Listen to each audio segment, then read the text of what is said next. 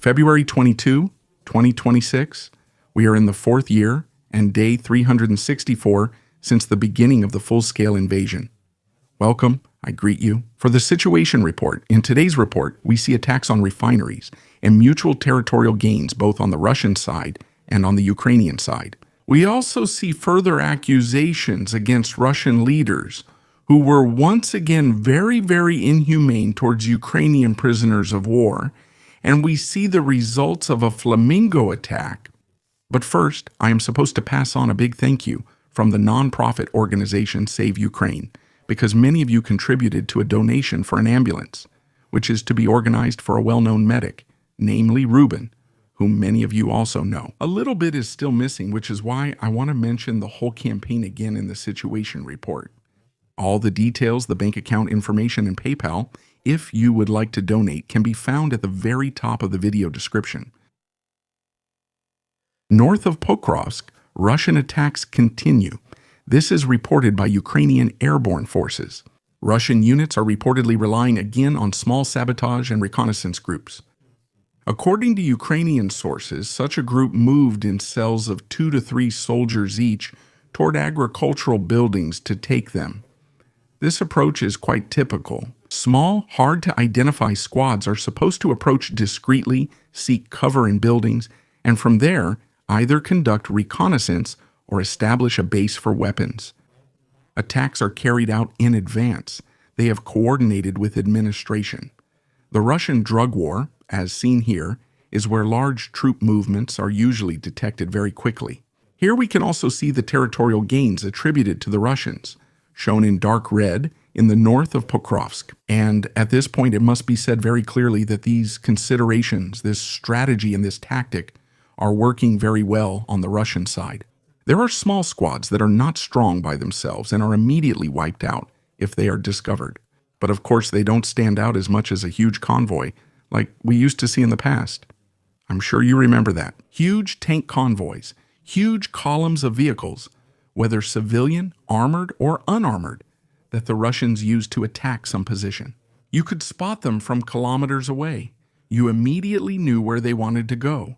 It was obvious because usually several such attacks took place each day, and they almost always used the same route of attack. So, blunt, old Soviet tactics that are still present in the minds of many Russian, but also many Ukrainian generals.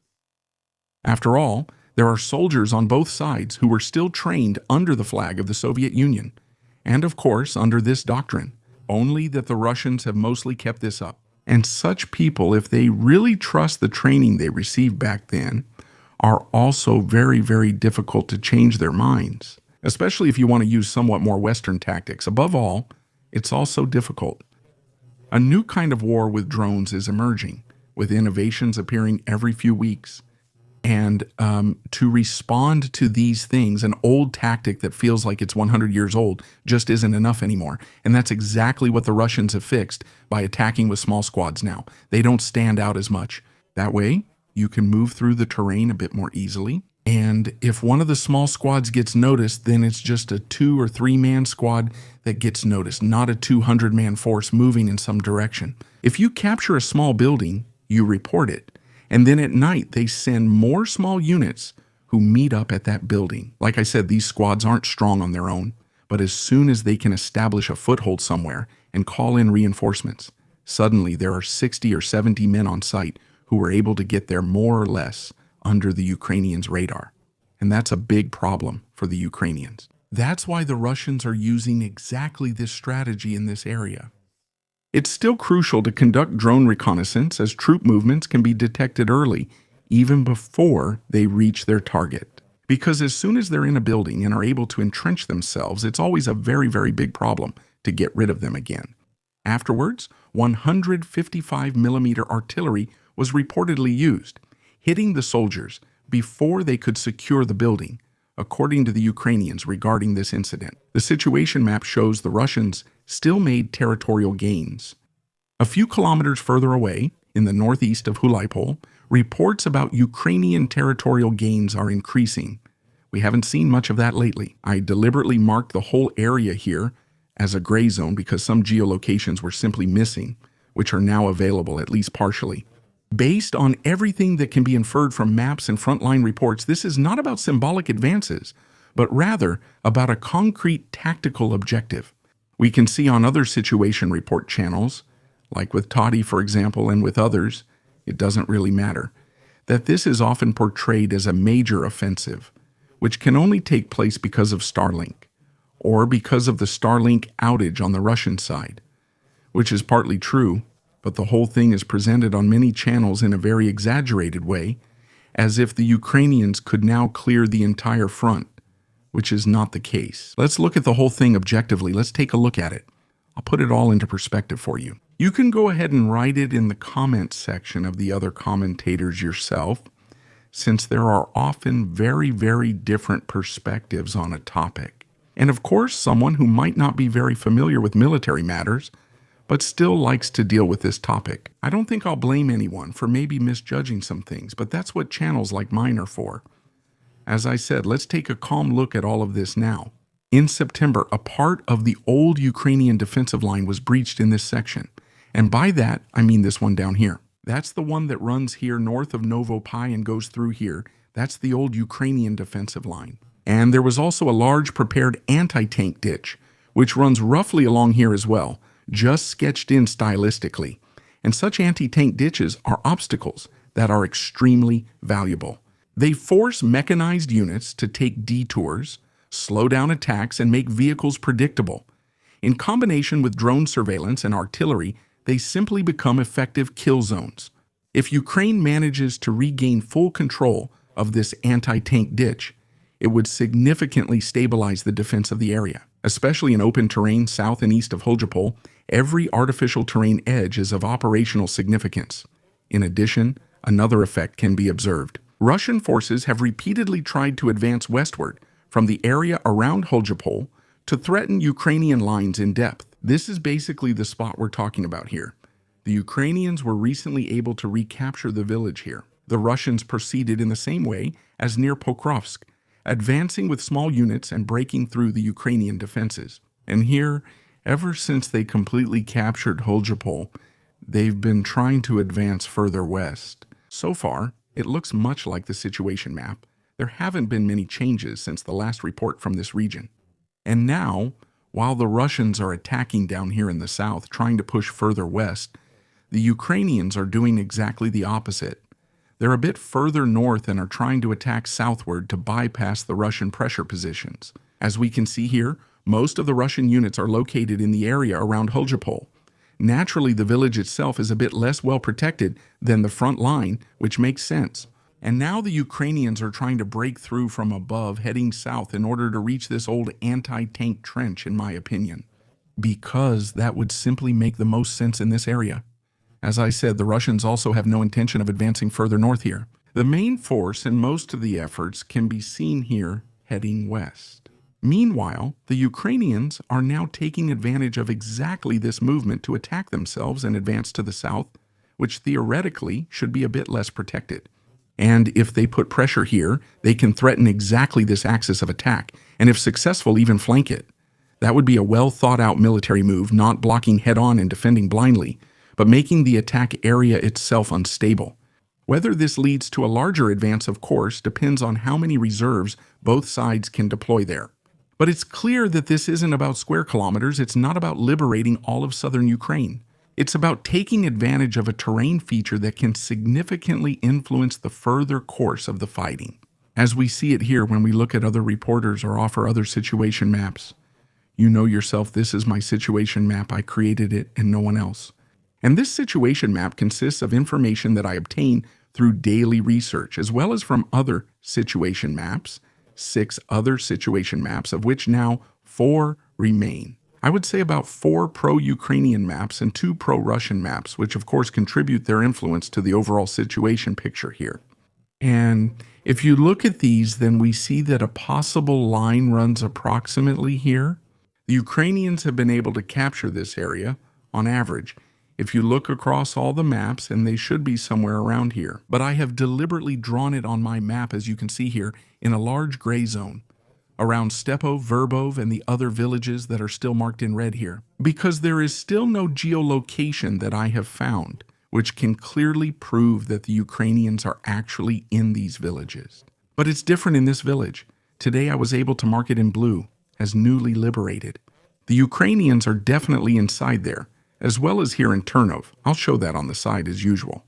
The Ukrainians are also in Turnov, but it's a bit different there. Here we can see how the Russians are attacking Ukrainian forces somewhere here in the south of the village using drones. This, of course, shows that they are positioned there in the south. If you look at these two attacks here, it's clear that places like this, border villages like Stepov, which are very small and located somewhere between the two axes of attack, have almost certainly already been liberated by the Ukrainians. But as I said on my channel, we're not here for wishful thinking. We're here at War and Tactic, where I try to present the facts as accurately as possible. And there is practically no geolocation or 2 or 3 sources that claim the same thing. But as I said, we'll just wait a bit. Usually it comes out with a delay of 2 to 3 days due to operational security. You can just leave a free subscription if you haven't already. You'll always be updated on further developments, especially this interesting section. As I said, it's not about reversing everything here. The main goal is to get back to this line here and also to take the momentum out of the Russian attack down here.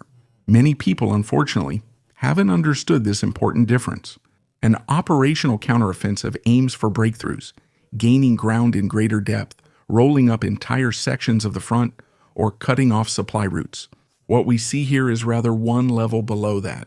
Local territorial gains, better starting positions for later, more stable lines, and forcing Russian reactions while your own attacks decrease. The approach follows a clear logic. If Russian units are forced to move reserves, deploy additional artillery, or constantly respond to smaller advances, then that costs equipment, ammunition, and, above all, personnel.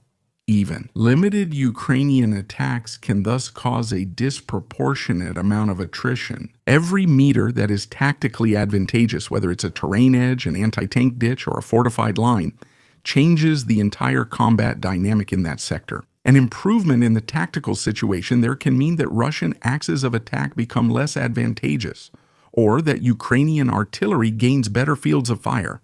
Of course, the same applies to them as well. So I will conclude mainly with the following statement. We don't see a major breakthrough here that would create a spectacular advance into the depths, but rather a well-calculated methodical buildup of pressure, with the goal of further draining Russian resources and at best being able to regain better positions. And that's what I want to leave you with for this Sunday. Satellite images show significant damage to a section of the FP-5 Flamingo used against the Watkins plant in Udmurtia. Hall 19 appears to be particularly affected. The images show a clearly visible hole about 30 by 24 meters in size. The interior looks completely burned out.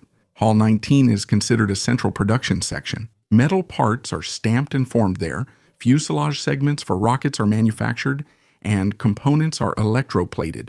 These are not secondary activities, but essential steps in the industrial value chain of military systems. If such an area fails, it doesn't just affect a single product, but potentially several production lines. What is particularly remarkable is the distance. Is this really a previously far-reaching, confirmed use of FP5, as the Ukrainians claim? And since satellites can still see it, that would underline the operational range of this weapon system. A strike deep in the Russian hinterland clearly describes a risk to the military-industrial sites. The material damage is one thing, but of course the signal effect is another. If even well-protected facilities far behind the front are no longer considered safe, the pressure increases equally on air defense, logistics, and production planning. Ukrainian drones were apparently able to locate and attack a Russian depot that contained around 10 vehicles and about 10,000 drones. Such hits are, of course, not just a tactical pinprick, but an operationally significant blow, at least temporarily. First-person view drones have now become one of the main tools at the front. One is enough to take out a soldier, and sometimes even one is enough for a lightly armored vehicle. In many situations, they replace traditional artillery, are also very precise against vehicles and moving targets, positions, or even individuals, and are comparatively extremely cheap to produce. A stockpile of 10,000 units roughly corresponds to the consumption of several days to weeks of intense combat activity, at least on the secondary fronts. It's hard to independently confirm if the numbers are accurate, and I didn't count them all in the video. But if you take a rough look at the stockpile or watch the drone footage once, then it could have been estimated quite realistically. Because even with a very conservative estimate, such an attack would still be clearly noticeable for Russian units in the affected area.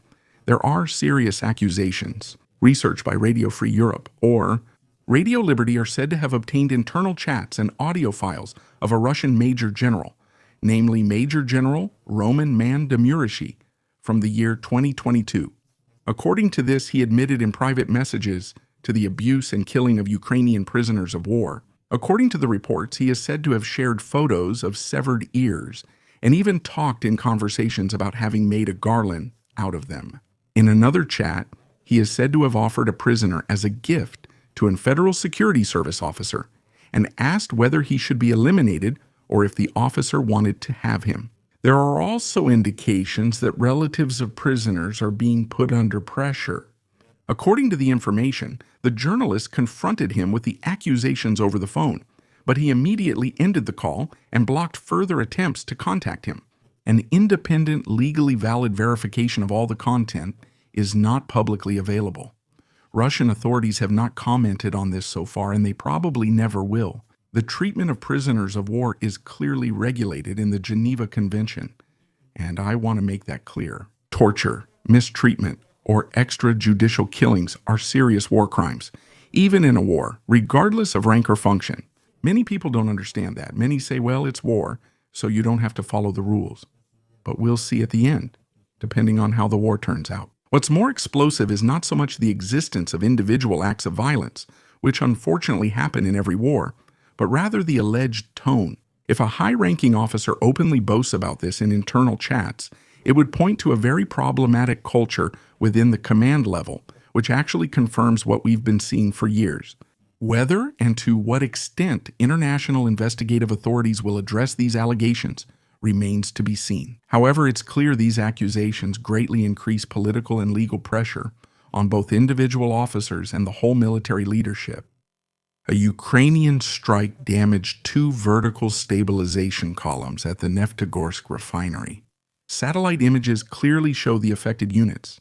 These columns are not auxiliary equipment, but a central part of the processing chain. They remove light fractions from the crude oil and prepare the product for storage and then for further transport, or so I've been told. The operational effect is therefore greater than with mere fire damage. If this section fails, then the entire production comes to a halt, even if other parts of the facility remain outwardly intact.